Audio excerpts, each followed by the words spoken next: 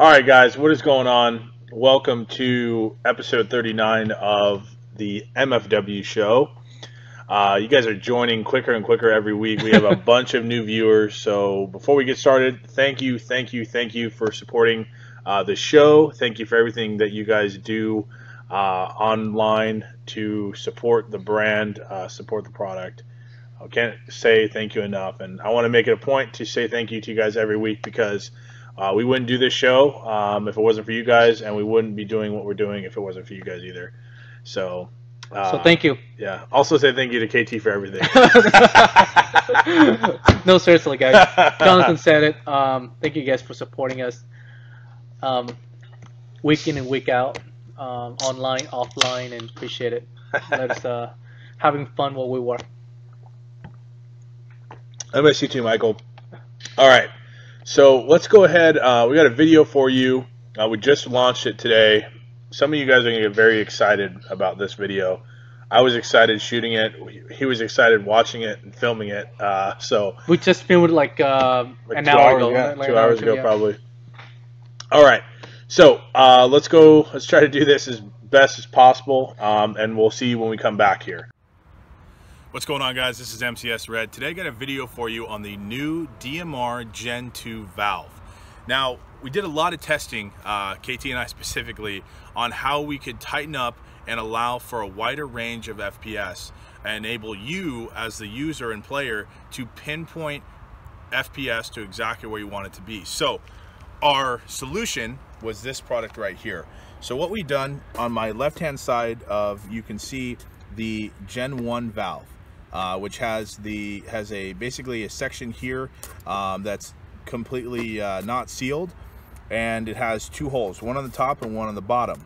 What we've done here on the Gen 2, you can see it's completely flush all the way around, and we've adjusted the diameter of the hole that releases the air into the breech, which you can see the major difference there.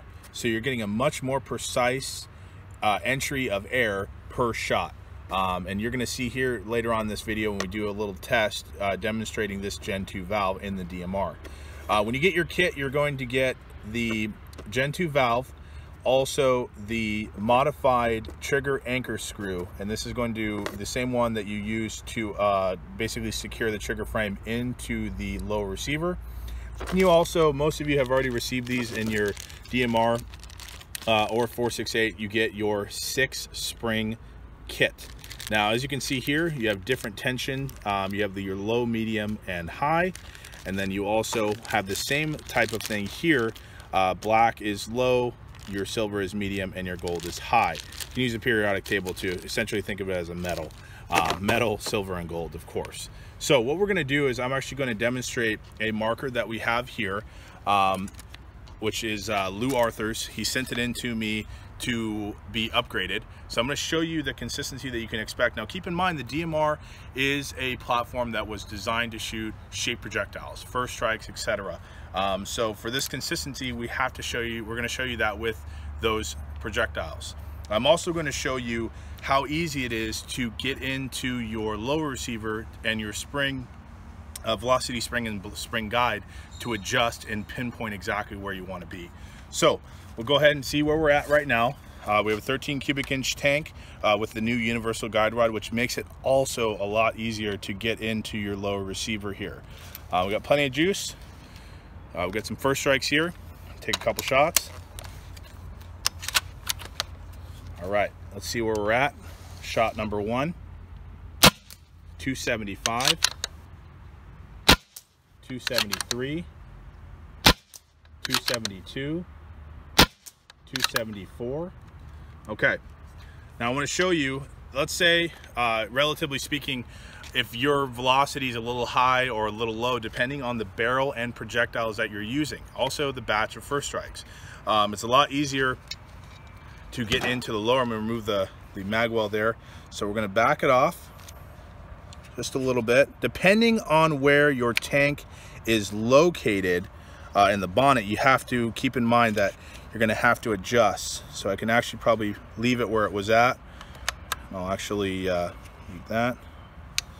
So you can see here it hits the bonnet a little bit, so we do have to move it It's not a big deal until it comes out. There you go. It came out easy. So it depends on where your tank is actually seated on the marker, but relatively speaking, you can just turn it off or back it out just a little bit to get access here. So we're at 275. We want to pinpoint it just to that 280. Keep in mind that this is an adjustable velocity guide pin, so your spring may be correct. You don't need to change it, especially if we're at the 270. We don't need to be doing any changing of spring. So what we can do is we can back it out. Now, loosening the screw towards the muzzle of the marker is actually turning up the velocity, and screwing it towards the rear or the tank of the marker is actually turning it down. So that was one complete turn. We'll do one more complete turn, and we'll go ahead and put that back in. We'll see exactly where we're at and how that adjusted and affected the FPS. Get that back in here.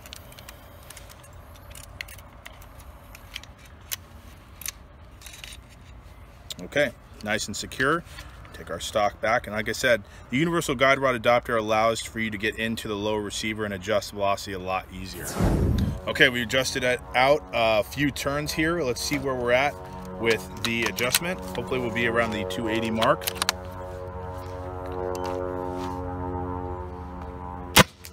$280 exactly.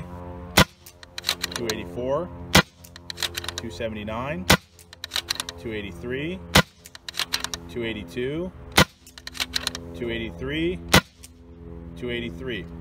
All right, so as you can see, that adjustment is a lot easier than before. It allows you to pinpoint your FPS to exactly where you want it to be as the player. This is ideal for all field legal limitations, so we're going to leave it at that. You can find the new Gen 2 valve for the DMR on the mcsus.com website. You guys know where to find us. We'll see you guys out on the field. Welcome back, my friends.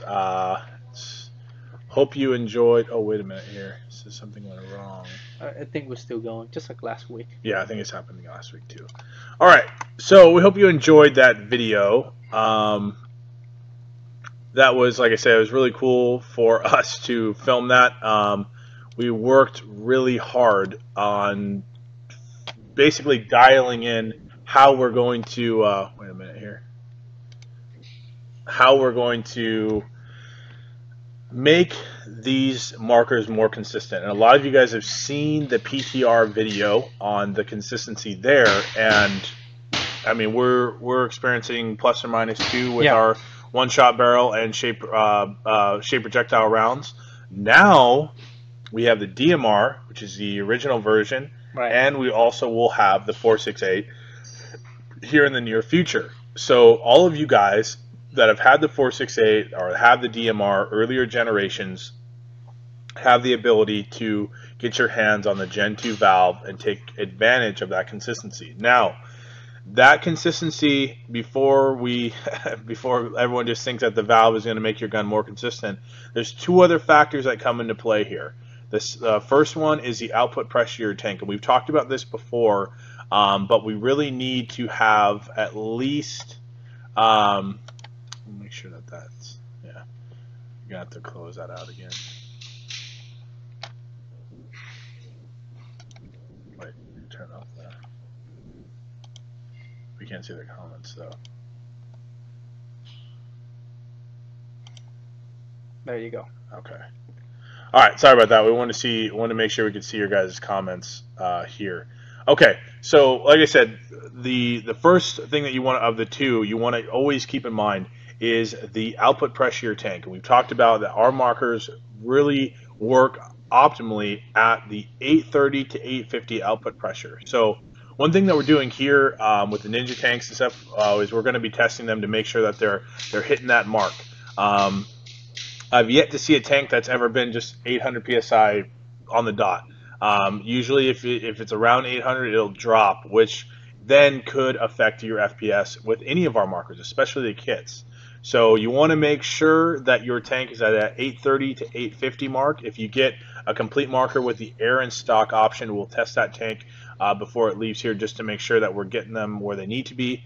The other part of this kind of trifecta Now that you have the valve dialed in, for those of you who have the PTR or the PTR DMR and then are going to be purchasing the DMR valve Gen 2, is the barrel to projectile pairing. If you do not have the correct barrel to really that really matches the projectile you're having, that's also going to have a very, very large contributing factor to your FPS consistency. So in the video you saw KT and I, we had the 13 cubic inch tank, which I believe was at a 835 output pressure, give or take 3 or 4 psi, and then we had the Gen 2 valve, and then our barrel that we were using that was on Lou Arthur's gun was the 16-inch shape projectile barrel for the spider threaded version, the original shape projectile barrel that Hammerhead made, and then it had just had the standard M4 tip there, and we were using a fresh batch of first strikes that we had received. So with that pairing, those are the results that you are seeing.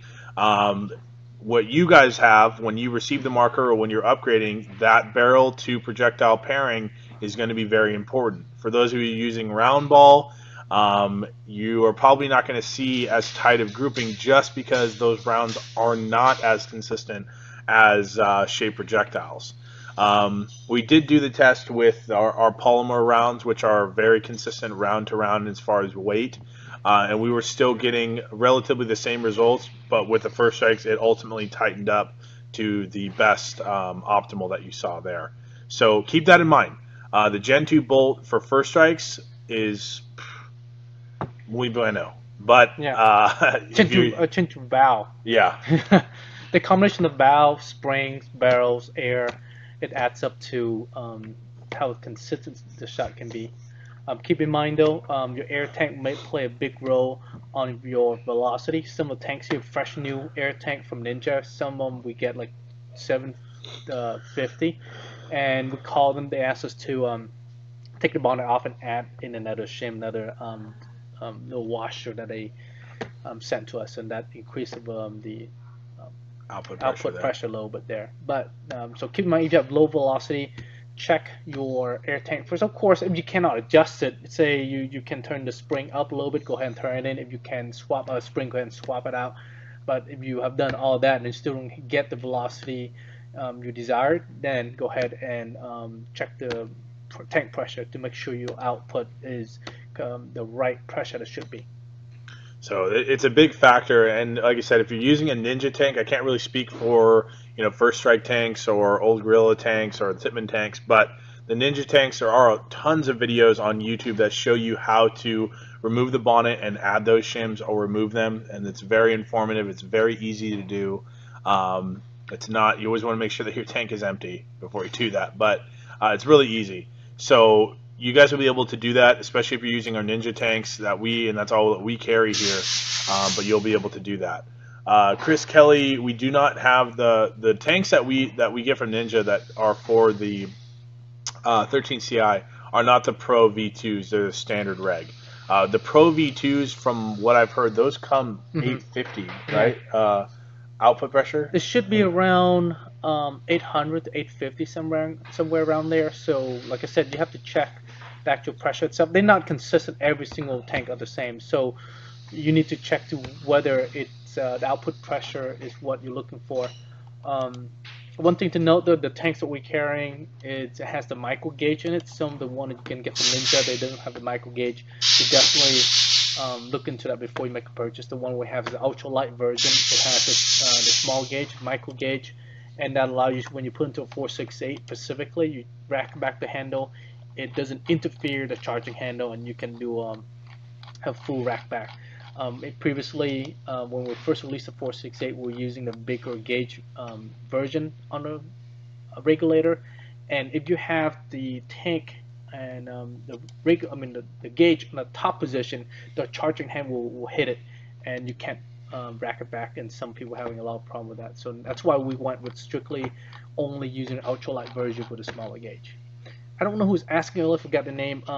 Asking about the Hurricane, how you can shoot Hurricane with first strike. If you purchase the Hurricane as a whole gun, it comes with everything you need to shoot first strike. All you have to do is just get the right spring on the Helix magazine, and That's it. If not, then use the DMAG magazine that comes with marker. You can start shooting it. But if you want to shoot first for helix, you got to change the spring on it.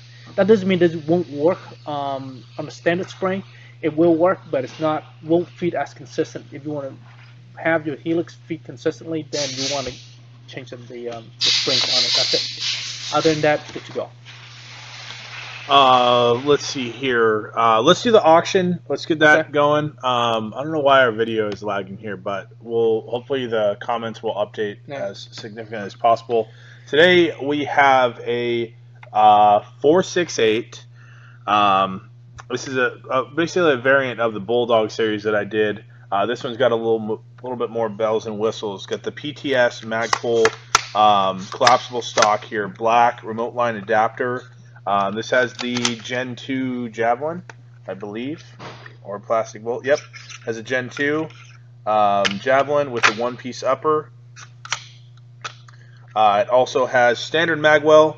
This is A5 threaded barrel with I believe this is a 5-inch lion claw with the Reaper suppressor here, and then you have your K36 carry handle, which is very, very functional, especially using this as a riser. So it's really cool. The one thing I like about this is you have a Picatinny on your left-hand side here.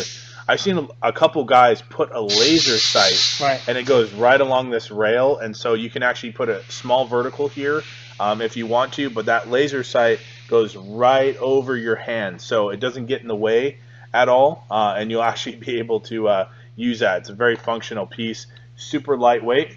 So we will start the auction at $100 like always. You can bid in increments of 10. Okay, so Justin Waldrop starting it off at 200. Okay, Waldrop drop 200. Yeah. So we'll go from there. Let's see here. Glenn Taylor, how you doing? Two higher output regs at SLPS don't work on the PTR. So Chris Kelly, too high of output pressure will definitely probably leave the valve open, which will either cause a leak or it'll be mostly cause a leak. Too stronger pressure, so your striker is hitting the valve, right? It has certain strength to it. If there's too much pressure, it keeps the valve from opening, so keep it shut. So that means you have to use a stronger spring to open the valve to keep it keep the shot going. So you may have low velocity, not doesn't mean you have high velocity using a higher pressure. So we did some tests back in the days. We actually put in 1800 psi into the gun, into the 468, and we didn't get much of a better velocity or performance at all. So we kind of, instead of going with a higher pressure, we kind of stick to the standard pressure that everyone is using. So that way people don't have to have a specialized tank or specialized reg. Instead, just use the standard one that's out there. Danny, auction went up, but Charles Evans, yes, we are located in Gilroy. This is headquarters here. Jose Ledesma, question on your recent video, you said your white 43 cal is the best for the PPQ. I ordered the blue option because I didn't see the white. Is there a difference? They're the same brand, different color.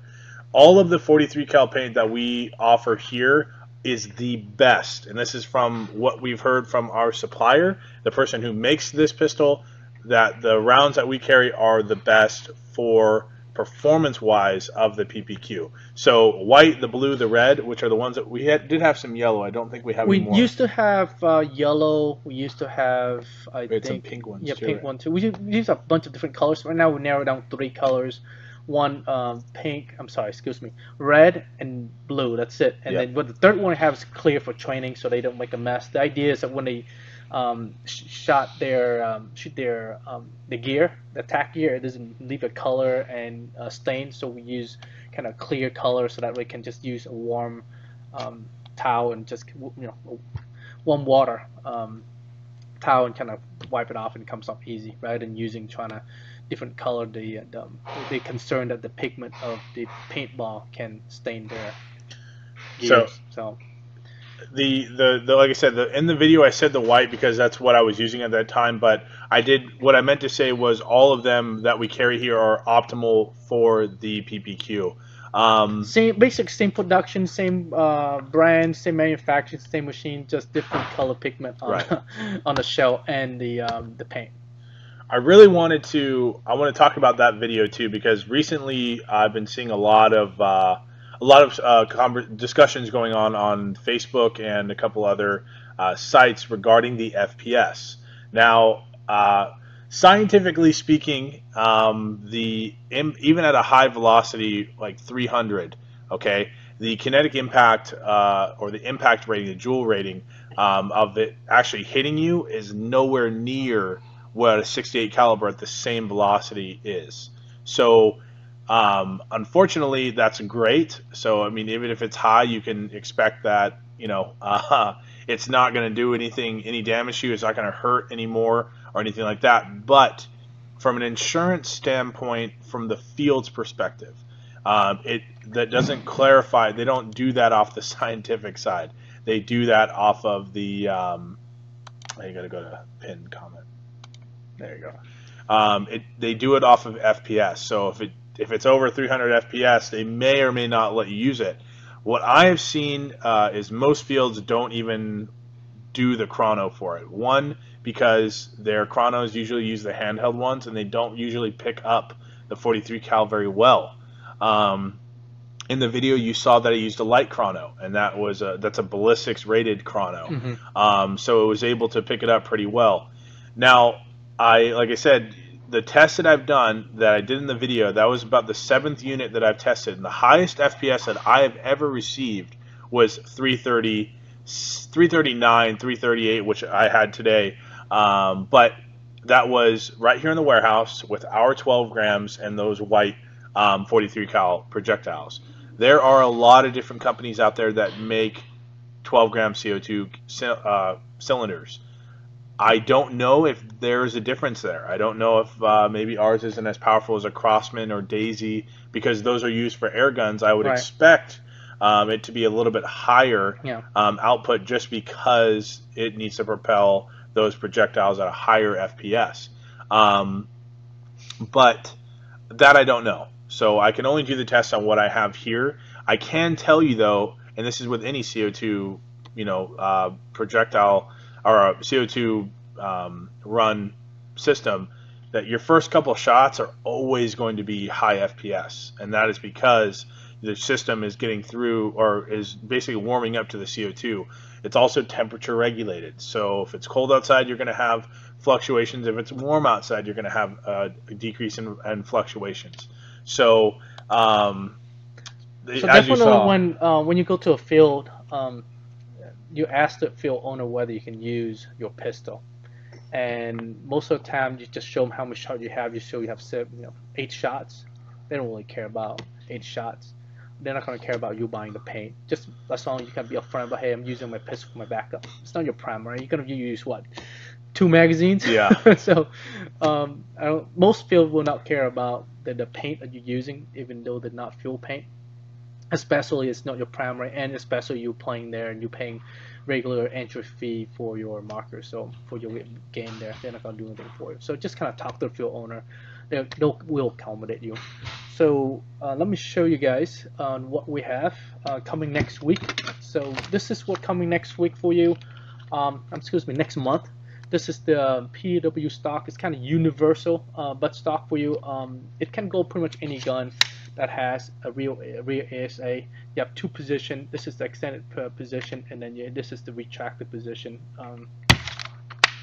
There you go. This any guns. If you have a 4.68, you have a PTR, you have the Bolt, the Blizzard, any of the markers that has a real ASA, Milsig, T15, doesn't matter what kind of marker it is. This butt stock is compatible. There are actually a couple different versions, not just one. This is one of the few that we're gonna be releasing. So you guys can look for it next month. Hopefully be out early December, and you guys may get one for Christmas. So this is on. It's easy to install too. So it's not like it's kind of the same as the remote line adapter version. So this is on the it just has the ASA thread on there, so you can thread it in, and then it still has a ring, so you kind of go in until you get the right position and use the ring to lock into place. That's it. So we'll kind of adjust the front a little bit, so it works really well on like a PTR and a 468. So this is a PTR.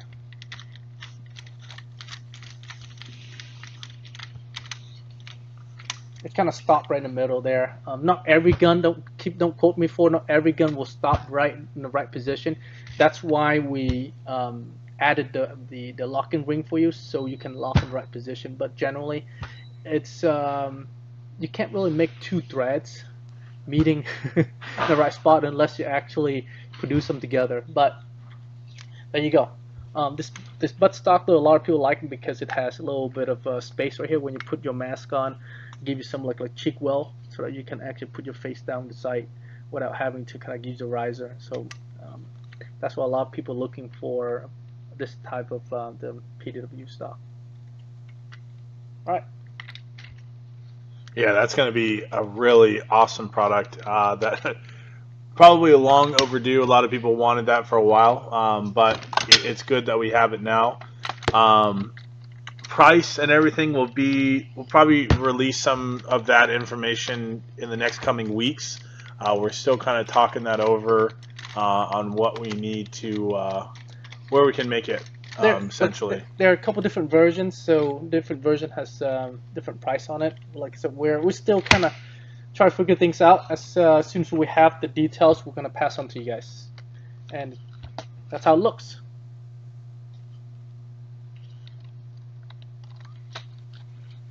So a lot of people have asked about this marker. This is the lightning bolt configuration, not with the PDW side, won't come standard, but of course you saw the video that I did, me and KT did with the new lightning bolt handguard, which we should have next month, right? We should have it next month as well. So this will be no later next month. This will be a great one for the holidays. This thing is definitely adds a different look. The new ergo grip here, kind of like you can see, it thins it out a little bit, so it makes it a little bit longer, but it's super comfortable and super light, and it will recess any of our suppressors, which is really, really, really cool too. So I'll just touch on the auction real quick because people were asking. We're at 300 right now, Stan Dillard. It's a 468 Bulldog variant. It has the 4.5-inch quad rail Riz with a 5-inch lion claw barrel. That's the A5 threaded 687 smoothbore, and it also has the Reaper suppressor. And this Reaper suppressor adds about a 5.5-inch length to it. It's also smoothbore. It's got the standard magwell, A5 one-piece upper with Gen 2 Javelin, and the rear remote line adapter with a PTS Magpul stock. This thing, like I said, is super light. It's a great little CQB gun, and it also has the riser already on it for you, so you can just pop your optic right on top of it, and you get some really good eye relief there. Yeah, I mean it's a nice little gun there. So at 300, we will keep an eye on that. We'll see for how that moves forward. Let's see here. The other thing that we wanted to announce, we are essentially partnering up and supporting our local fields here in our area. Finally. Finally. We're here almost 5 years at this location, and finally. I've been working on this for a while now, trying to get this set in place. And we finally have got some details in. We got a date locked in. We are trying to implement Modern Combat Sports or magazine-fed paintball at USPN Paintball Park in Hollister, California. It's about 25 minutes from us, and it will be the date of the first exhibition event. Now, this is just basically a come for fun type of thing, experience Modern Combat Sports, experience what MagFed is all about, and experience his field. It's November 19th. I know that there are some corresponding games going on the same weekend, but like I said, if you're local or you're interested in trying out MagFed and you're in the area of Hollister, either down south or even up north, come and check it out. His field, I'm gonna be putting up a photo here, a Google Earth photo of his field. It is very, very MagFed friendly. It has a lot of potential, and his season's going to be shutting down here after Thanksgiving, and we're going to be going over there, and we're hopefully going to be building a completely separate yet like kind of together. The way I'll explain it more when we get the map, but you'll kind of see we're going to be building a whole nother aspect of his field that's going to be really conducive for MagFed only. So we hope to host games there regularly, Right. And partner up with some local teams here and have a place where they can come and play MagFed on a somewhat regular basis. That means not just teams and big Right. scenarios, but somewhere where you can go on the weekend and play. We don't have that here in California, in our area especially. Right. We have a lot of stuff that's bi-weekly or monthly. You're lucky when you get a paintball game together, right? And we have a lot of MagFed players. We Yeah. have a lot of local customers that come into the lobby and support us that are looking for places to play. We have 3 fields, 2 in Hollister and 1 right here in Santa Clara in the San Jose area, that are all doing paintball, and not a lot of them know about MagFed. So this is a great opportunity for us. It's a great opportunity for Mike and the guys over at USPN. They love the idea. They love what Modern Combat Sports and what MagFed can bring to a field, how they can take what they have. And he has over 133 acres, and he's using maybe what, 5 or 6? Barely anything. So Got a lot of room to grow. He's a great guy. He came in here, spoke to me in KT. He was here for a couple hours, and it's going to be great. We are very excited for the November game. So it's on the event page. If you visit mcsus.com, in the right-hand corner of the screen, you'll see the event section.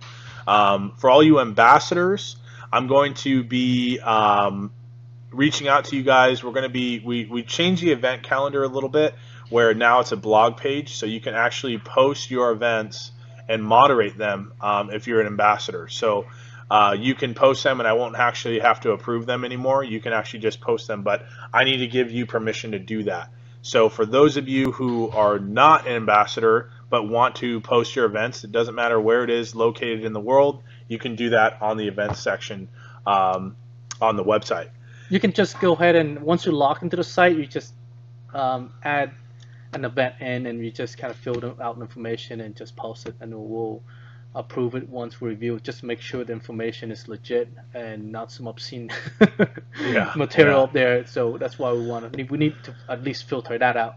And for ambassador, you guys already been checked. So if you want to add an event into the calendar, just contact us and we'll get you access, and yours will go live right away. Let's see here. Let's see. Marauders Field, Hardcore Woods, Ball Giveaway are all welcome. Oh, Charles Evans, I have heard of that.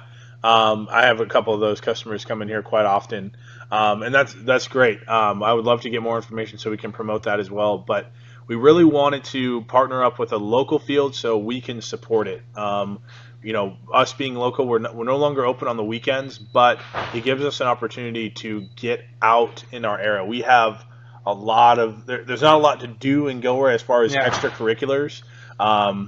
A lot of people come into our shop, which we've talked about before, and think that we're a field, and it breaks my heart to say that we're not. 9 out of 10. I almost want to just give them a gun and have them go in the warehouse and shoot each other, you know, but you know, it's not that way. But Mike and what the guys are doing at USPN, they're willing to change. They want change. They want to bring a different and offer a different dynamic through their park. So his place is really awesome, and it's all flat ground, which is really neat because we can put a lot of structure there and not have to worry about you know, liability, safety, and all those things like that.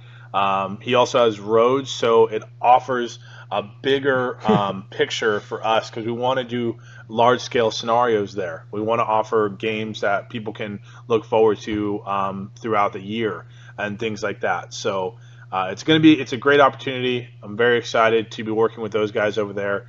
And hopefully, if you guys are local or you're interested in showing up November 19th, we will be there.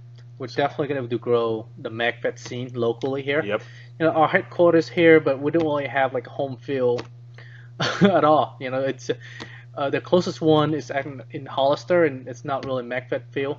And then up north, San Francisco, the Sacramento area. But where we are, none. Like John was saying, we have the garlic. No, yeah, we have Garlic City, capital of the world over here. So at least we'll have that going for us, right? Who doesn't like garlic? I mean, come on. But other than that, like I said, I'm really excited about this because, talking with Mike and me and KT really got to like basically overload a Bible's worth of knowledge about MagFed, and he was very open to it, which was a breath of fresh air because you speak to a lot of field owners, which is the biggest problem right now. How do we get MagFed implemented? How do we do that? And we're just now starting to really make progress, especially with the recent success of First Strikes and their ASTM induction, which is very, very good for the community. It's very good for the game as a whole, and we're very excited about that because that's going to help field owners implement it a lot easier. It's going to help them hopefully want to change their dynamic of their fields. It's going to want them to offer have scenarios. It's going to want them to reach out to companies like us and be like, hey, you know what? MagFed got a little bit easier for me to offer. How do I make this work? Right. And we're starting to make progress there. Talking with Tim over at Kilo 6 or EMR Paintball Park, talking with Smoke and the guys over at MagFed Society. They have it. Excuse me. They've been able to work with these field owners and basically say, listen, watch how we do it. If it makes sense to you, if it works for you, then this is how you do it, and that you can go off and do it on your own. And that's exactly what they're doing. And their games are growing every single time they throw it. And there's little things that we've talked about before. And they grow leap and bound. Yeah, within a year it changes dramatically. And that's what we need. We need multiple people around the world that are serious and committed to MagFed to do those types of things, to work with your local field to get it implemented, show people the capabilities, offer that experience that they can achieve anywhere else. Kids, we're seeing more and more kids going out and play. I'm talking all the way from 5 years old all the way up until they're 18, and obviously so on and so forth. But that really precise age of probably 8 to 14 years of age is really getting captured by this game, and that's because of the video games, of course. Call of Duty, Battlefield, and things like that. When they see these markers, whether it's ours or Milsig's or Karmatech or anything like that, they see this and they're like, "Holy smokes! I can go and play this somewhere." And of course, the next question after that is where. Right. And if you can't answer that question, you have to wait. You have to wait. You have to wait 2 more months for an event. Or 3 more months. Yeah, exactly. You have to go away 5 hours, 6 hours. So it's tough. Javier Gonzalez, his son plays and he loves it. That type of thing. It's really good to see that because those are the future players. Those are the people that are going to continue to grow this community. But if we can't get all on the same page and we can't do this, somewhat together, it's going to be difficult because the progression is going to be stop and go rather than progressively, and we need it to progressively continue to grow. That's what's happening right now. I think 2018 is going to be a huge year for MagFed. It is itself, not just for us, but for everywhere. With the ASTM kind of go with First Strike, they kind of redo the standard there, add a new standard. I think it will gonna take off quite nicely for MagFed with the field have some sort of direction to work with instead of having no direction to work with for safety, for insurance, and for coverage. Definitely, it will get somewhere quickly. And there's tons of resources now. I mean, Yeah. a lot of field owners, the biggest thing, like I said 100 times, the biggest thing is not that they can't do it. It's that they're stubborn. They've been doing the same thing for year after year, and when it works, it's hard to want to change that. You know, it's hard for a field to be like, well, if I do this, it's going to cost me more money, and now I'm going to lose money here because we investment in new exactly. equipment, new rental equipment, new field setup, new configuration. That's a lot. That's a lot of money to kind of put in, and they don't even know themselves if they're going to get that return on their investment. So a lot of time feels reluctant. We go to trade shows, and we last year we went to Paintball Extravaganza, and we talked to a lot of field owners, and we asked about MagFed, and it's just kind of they don't know, and there's really some information out there, but there's a lot of lack of information on how they can get into it and able to make a viable business plan and able to kind of make their investment worthwhile. Otherwise, they just have little bunker and kids comes in, rent, and they pull and then they shoot as many balls as they can, and that's how they can be sustainable, is selling rounds and make it easy for them to operate.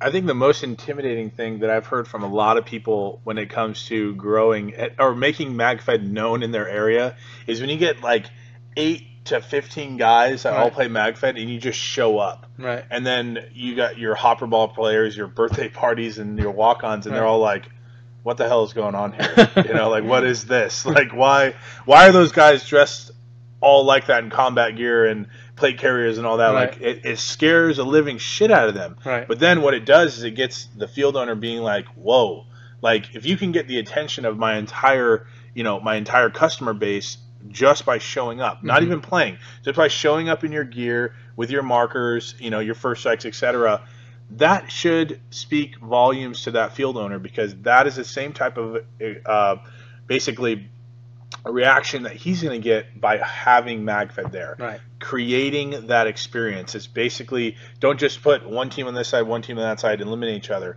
It's implementing props, smoke grenades, thunder bees, mortars, rocket launchers, 40 mil grenade, the tag-in rounds, like all of these products that are now innovating the market can now make you guys, not only the producers, but if you're a field owner, friends with a field owner, you work at a field, implement into your game structure and offer it, because you can make money there. You can make money on every single aspect of MagFed. There's plenty of money. There's plenty of money to be made. It's just you have to understand it, and you have to be able to implement it. You have to get your staff on all the right pages and do it together. And be creative. Be creative with all that. There's no right or wrong way to do MagFed, but you just have to do it. Because if you don't, you'll never know what it could have been, and you never know how you can learn from it from there. The one thing that Smoke told me and the guys over at MagFed Society is, you know what? The one thing that we look forward to every time we throw these events is how can we make the next one better? They learn from the players, they hear what the players are saying and what they liked and what they didn't like, and then they take all of that consideration and they get into the brainstorm room, wherever they go to have these ideas, and they just start listening and saying, okay, they didn't like this, let's get rid of this, let's do it this way. And then the next year when it comes back around, it's completely different. It's like the first time going to the event, but you've been going to the same one for the past 3 years, but it's different. That is really what you want to do. Let's see here. The auction, Rosenberg Rios, we have a 468 Bulldog variant. You got the quad Riz with that's the CQB version. Reaper 5-inch line club barrel, K36 handguard here, or I'm sorry, top rail with the riser, and then your PTS Magpul stock with the remote line adapter. One-piece upper, A5 threaded, and Gen 2 Javelin. So, where are we at with that? We're at 330. Matt Zilante, is that your bid? 380? I think he's asking about velocity. Oh, 380. Okay. Yeah. Let's see All right, here. let's end. We're gonna end the auction at 5:30. So it's 7 minutes here. 5:30 local time, so that's our time. So some guess in East Coast gonna be like 8:30, or in the Mountain Time gonna be like 6:30, and Central Time gonna be 7:30, somewhere around there. So you got about 7 minutes to bid for it. In the meantime, kind of recap this butt stock really quick for you guys. This is our PDW version butt stock. Universal. It works on pretty much any markers that has an ASA. So it doesn't matter if you have an ASA down here, look kind of funky, but you can put down onto your pistol grip or back in the butt stock. So you say you have a Bolt, a Blizzard, a Hurricane, 468, T15, even music markers, any marker that has a real ASA, you can actually attach it on. It has, you can just thread it off right like this. It has a ring, locking ring for you to kind of lock into right position, so you kind of turn it into right position and use this locking ring. It has a little hole, and then you kind of clock it in and it tighten up, kind of like a castle nut on your AR butt stock, but on your buffalo tube, excuse me, on AR buffalo tube. But that's what it does, just kind of lock itself in there using friction to kind of keep it in place. Of course, it's adjustable. There's two positions here. It depends on your marker. Some marker you could only go as far as the rail can hit the body if the body's wider. If you have a narrow body, then they kind of go in a little further. So on the particularly the show really quick here on this on the bolt. Kind of put it up right here, easier to put it on. It goes in. We kind of change the length of that thread to make it kind of line up easier. So like right here, it's kind of lined up pretty well for us. So if it's off a little bit, like I said, you can use the nut to kind of secure it together, and you got a little bit of a concentric there. So you press this down, see how it goes in, because the body of the bolt narrow enough that you can actually, it goes in all the way. What stopped it is this right there. That's what stops from going in, so that's where it stops. So wherever that nut right here stops. Some people, if you're thinking of, we were talking earlier that you can cut this out and use another, say like a nut or some sort of like a washer, so you can kind of, it's just a screw that holding this knob into the adapter, so you can mod that and make sure so you can put it in, actually give you a lot more room for you to put your mask on if you were to kind of give you a little more space, more cheek well area. But if you don't want to mod that, I think this is pretty adequate. So I have quite a bit of room here for my mask if I were to wear a mask. I easily clear the sight and able to look down the sight without having to use a riser. That's a nice thing about this butt stock. Answer some questions here. Stan Dillard, pepper shot on the PPQ. No. Do not use the PPQ for self-defense. In my opinion, okay, personally speaking here, the payload of the pepper shot for 43 cal is not sufficient enough to take down a subject. You would literally need to probably shoot 6 rounds at the subject to possibly maybe incapacitate him. And for pepper shot in the 43 cal, they're not high enough percentages to really do any damage. So it's not worth it, in my opinion. 43, if you're going to use anything like any of these launchers for home defense or anything like that, stick to 68 cal. Use the civilian PAVA if you're allowed to have it in your state or country. And then, of course, your rubber rounds are also a very, very effective home defense and less lethal projectile. The PPQ or any 43 cal is just not sufficient enough. Even at high velocity, accuracy gets affected because there's no performance barrels for a 43 cal launcher. Also, there aren't very many projectiles to choose from. You have rubber, powder, and paint. For the pepper shot, you have one version.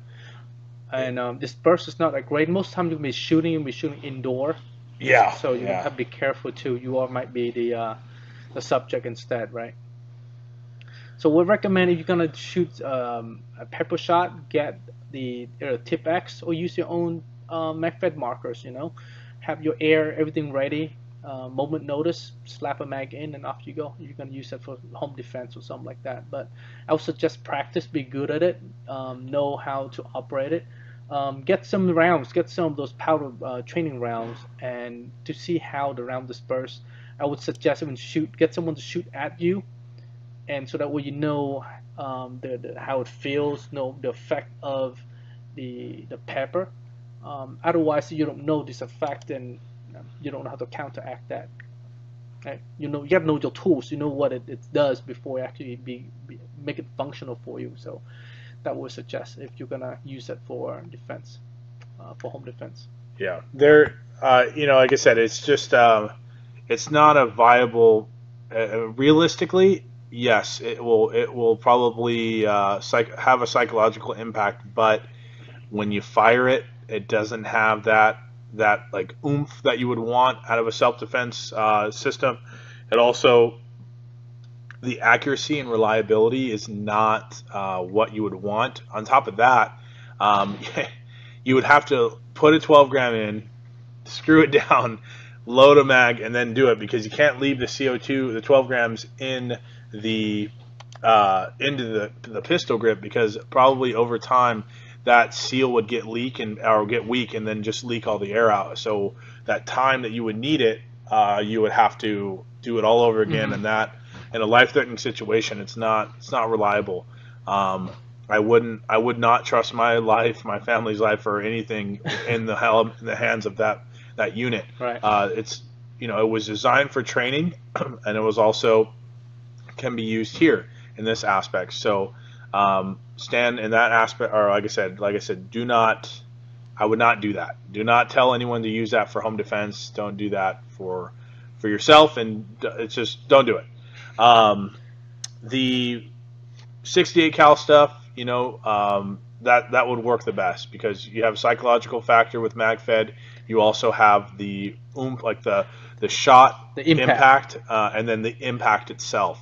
And the 68 cal, you know, even with our civilian PAVA, you're talking about 1 to 2 direct hits to center mass to really incapacitate you. I mean, that's lock up 4 out of 5 senses on a human body, and you're going to be hurting. So even the rubber rounds. I mean, we do urban shield, and the officers hate it. They when they come to the event where they have to use them, they very, very upset if they get shot, because it is not pleasant. Right. It is not a pleasant experience. So if you're looking for that aspect, use your 68 cal launcher, or take a look at some of the options on the market here. Well, Caesar Cortez, you're the winner of the auction. 350. Well done. Actually, really good deal there. That's a 468 with a one-piece upper with a javelin bolt. You would definitely enjoy it. All right, so Caesar, go ahead and message me or message the Facebook page, and we'll go ahead and get you squared away there with your invoice to send it over for payment. Does anyone have any questions? I know that somebody said, I think it was Victor Suarez, he was talking about when we release the shaped round, MagFed will grow exponentially. We are hoping that, especially now with the induction of the ASTM for shaped projectiles, it has kind of paved the way for us. We were very happy to hear we that. We still have a lot of work to do, but it will make our release a lot easier than not having that ASTM in place. Definitely going to be a lot easier for us to kind of get it out there to you guys with the road out, kind of put out for the players on how to handle the rounds, rather than there's nothing in the past. It'll be a lot easier. Let's see here. Update on the Hydra. The Hydra right now, we're waiting on some information from Omar on how he wants to handle this certain part. How to link both sides together. Yeah. So it's still, like I said, we're the Hydra a little bit different from other projects you guys have seen out there. I think First Strike, they doing a drum, so both sides combined together already, and there's somebody else doing a single one. We're kind of doing both, so you can buy one side, we call the snail magazine, and then you can buy both sides and link them together. So you can buy one independent, or you can both and link them together. You can split them up too. So it's a little more modular to it. We're trying to put more function and features in there for you guys, other than just kind of just have one way to do it. We think of different way to make it work well. So it takes a little bit of time. Let's see here. Dylan Anders, javelin bolt. Okay, this has come up a couple times. We've talked about it on the show too. If your javelin tip comes loose, what you're going to want to do is you're going to want to take some C-clip pliers or anything like a Allen key, something that can fit in the front holes, and you want to use that to torque it down by either using super glue or red Loctite they could use too. Super glue actually be better for you. Use the gel version. We actually use it here to lock it down, but after a certain number of shots through vibration, it does come loose. All you have to do is kind of put some adhesive around the threads, and then use, like John just said, use some sort of plier, go in the front of the head and kind of twist and lock into place, and that should do it. Yeah, if you try to tighten it by hand, you're not doing yourself a favor. Right. You really want to put something in the hole and torque it down. That way, I haven't seen everyone who's done that I've spoken to customer-wise, it hasn't come loose since. So I don't know why that's happening, but like I said, it could just be we didn't tighten it enough here and it got loose over time. Let's see here.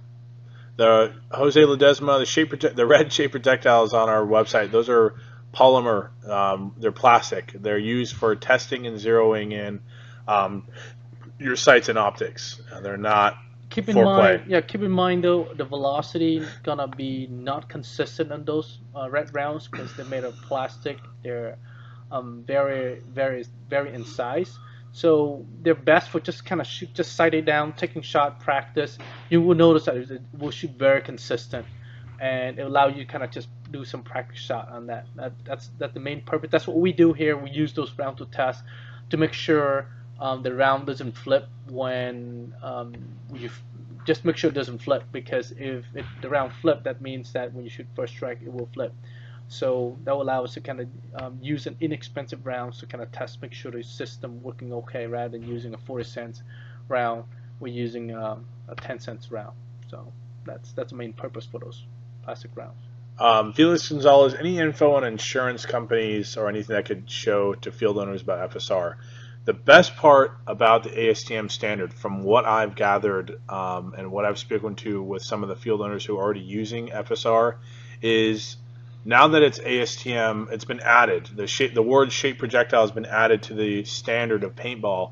The field owner can utilize their own insurance. They don't need to have technically they don't have to do anything. Yeah, they don't have to do anything. Technically, they don't have to do anything. Technically, it's automatically covered under standard paintball insurance. Don't take a word for it. That's what we know. Yeah. That's what we're decipher, and that's what we talk to the people. That's how we get the information. However, I think the best company or the best knowledge base that you want to contact is First Strike. They're the one who making the rounds. They're the one who push forward. They probably right now have the most knowledge in that realm than anybody else. So they would be the right place for you to start to get information from. Yeah, I don't think the field owner wouldn't even know what curve, what's not, and I don't think the insurance company themselves, they don't know what they're covering, honestly. So the best company, the best people, that would be the First Strike. Ask them. Yeah, and they've already said too that they're willing to help guide field owners into allowing the product. So they've done a lot of footwork there. So if worst comes to worst, reach out to them directly. Let's see here. Larry Torres, no release date yet for the Hydra, but we're working on it. We do have a working prototype. Right now we're just waiting to find out how we're going to link them together and continue the project. John Miles, do you guys have an air-through kit for the Bolt Vortex that comes with the drop-down ASA? There should be on the air stock and butt stock section under products. There are actually two kits that have both of those on there. So you should be able to see that. Will you guys have a Black Friday sale, Nick Dam? We actually We'll talk about it. we just figured out, I think, what we're gonna do Right. For the holidays. for the holidays. So John, I still have your barrel, so let me get it out for you. Just, I know you messaged me the other day. I've been running around. I'll make sure to get out for you tomorrow. Sorry about that. John Miles barrel. John Miles. Oh yeah. Okay. But we'll be releasing information out here probably by the end of this week, because we have to get on it ASAP, since we only have about a month. 2 weeks. Yeah, 2 weeks to really yeah. get into it. So, but we do have a really good idea. So we're gonna really need your guys' help to spread the word. It's gonna be pretty cool. I don't think any other company has done this ever, but it'll be pretty neat. Let's see here. Charles Evans, help your business. Please have the Gilroy store open on Saturday, limited hours.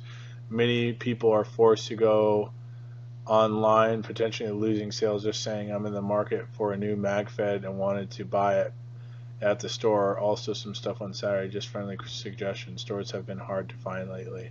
Yeah, Charles, we did know that. We used to open Saturday and Sunday, but we don't have enough staff to kind of keep the door open. During the weekday, we're super busy. Shipping, receiving, phone calls, chat, email, so we don't have the staff to just cover the weekend. That's why we kind of close the weekend and have the staff take the weekend off so they can recuperate and come back on the Monday. That's why we're kind of close. If you want, do come on Saturday, kind of make an appointment with us, and we'll come out. Jonathan lived locally here in town, so maybe we can work out something for you and stop by. But yeah, let us know. We'll either on a weekday that you come head down here, we stay open a little bit late, or let us know what weekend days are coming out so we can absolutely. come out for you. Yeah. Let's see here. Ryan Whitaker. So with the release of the Gen 2 PTR valve, will all PTRs be shipped with that, or should be considered an upgrade? No. PTRs, Ryan Whitaker, and PTR DMRs all come as of since we've got them in October 20th. October 20th. As of October 20th, all DMR. Doesn't matter if the PTR non-PTR comes with a new valve, and all PTR also come with a new valve. The only market that does not come with a new valve currently is a 468 standard. That's the only one has this, because we've been using for a while now, and we're not planning to switch it anytime soon. Hopefully, once we're kind of figured out the best way to do it, we'll do the switch. But right now, it doesn't really need it at the moment. Only the PTR kind of need it, and the DMR must have it. So that's why the DMR it has it. As soon as it became available, it's already on there. Johnny Mackey, 68 caliber pistol won't come out until after the Hydra, most likely. We're still finishing up that project. Omar's working on that one. Let's see here. Dusty Hatfield, it's cooler than Red's Red Hot Deals. I still got to do that, but we've been so busy here with a lot of stuff going on, I haven't been able to get in the warehouse here and pull stuff off. So Charles says I can volunteer one day a month to work. That's very awesome of you, Charles. Come in and see us, message me or KT, and like I said, I'm here in town, so I can come by anytime. I'm starting to schedule a lot of demos. I'm going to be bringing back up the less lethal class on the weekends too, so hopefully that'll allow some customers to come on in. Let's see here. The tornado. We'll do a couple more questions and get off the air here. AK-12 is on. Like I said, it was the mold for the body is being made. Hopefully, be done soon. Once it's done, we'll show the body and show you guys how to shoot and so on. And at that point, I'll start releasing some of the documentary video that we did, about I think 5 or 6 of them, on the progress that we filmed. We kind of don't want to show the product until it's ready to release. You know, we run into a problem all the time where we show product and people complain when it's coming. Like this right here, it's on my desk for like what 6 months already, the butt stock, and so now it's gonna be released next month. So now we start showing it. We're probably showing product about a month before it gets released. That way you guys can see what it's look like and be prepared for it. Like I said, we've done that so many in the past where we just show stuff that we're not ready to release, and people kind of disappointed that we don't release it in a timely manner. and which we don't. We love to release it, but it's not ready. And sometimes we run into a technical challenge that we have to overcome, and you can't just overcome challenges right away. Sometimes you have to put it on the side for a while to make sure to come up new ideas, And then so like some of the projects we're doing right now, the pistol and the Hydra, it's the project is there, but there's some technical challenge that we have to overcome to make the product better. And you finish the design, that doesn't mean that it's and you can just produce it. Sometimes you're done, and then you thought of something new and you want to implement it, and that kind of hold off a little bit. And at that point, should I release it the way it is or make it better? We always want to make it better, so exactly. It takes a little time. Ryan Whitaker, if you're referring to the AK-12 internals, the AK-12 is actually the X7 Classic conversion kit, and it will also be a complete marker. So it doesn't have that's just a conversion kit essentially. So Adam Pomeroy, does the lower PTR come with the new spring kit?